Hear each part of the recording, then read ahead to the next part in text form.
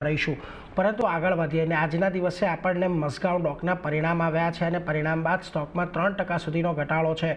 પરિણામો શું છે અને કેમ ઘટાડો આવ્યો છે એની વિગત સાથે સહયોગી શ્રદ્ધા આપણી સાથે જોડાયા છે। જી શ્રદ્ધા, જણાવો મઝગાંવ ડોક શું કેવા છે પરિણામો અને રિએક્શનનું કારણ શું?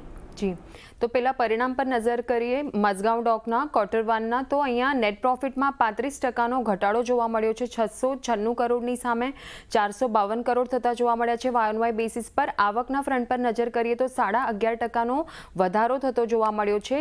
2357 કરોડની સામે 2625 કરોડ થતા જોવા મળ્યા છે। એબિટામાં 53%નો ઘટાડો થતો જોવા મળ્યો છે। 642 કરોડની સામે 301 કરોડ વાય બેસિસ પર અને માર્જિન્સ પણ 27.5%ની સામે 11.5% થતા જોવા મળ્યા છે વાય બેસિસ પર।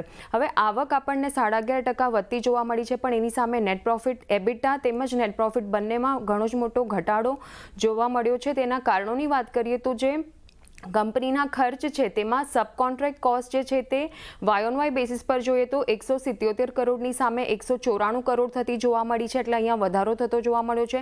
પ્રોજેક્ટ રિલેટેડ કોસ્ટ જે છે તે પાછલા વર્ષે ફર્સ્ટ ક્વાર્ટરમાં જે 14 કરોડ હતી એની સામે 175 કરોડ આ ક્વાર્ટરમાં થતી જોવા મળી છે, જે ઘણો જ મોટો વધારો અહીંયા થયો છે પ્રોજેક્ટ રિલેટેડ કોસ્ટમાં। અને પ્રોવિઝન્સની વાત કરીએ તો જે ગયા વર્ષના Q1માં 3 લાખ હતા એની સામે 540 કરોડ થતા જોવા મળ્યા છે, એટલે કે અહીંયા બહુ જ હ્યુજ વધારો થતો જોવા મળ્યો છે વાય બેસિસ પર। એટલા માટે આ બધા કારણોથી આ પરિણામ બાદ શેર્સ અત્યારે આપણને લોઅર ટ્રેડ કરતો જોવા મળી રહ્યો છે। એટલે જુઓ, અહીંયાથી ખાસ કરીને ખર્ચની અંદર વધારો થવાને કારણે એક દબાણ આપણને આવતું જોવા મળી રહ્યું છે। આભાર શ્રદ્ધા, અમારી સાથે જોડાઈને સમગ્ર વિગત આપવા માટે। તો જુઓ, મઝગાંવ ડોક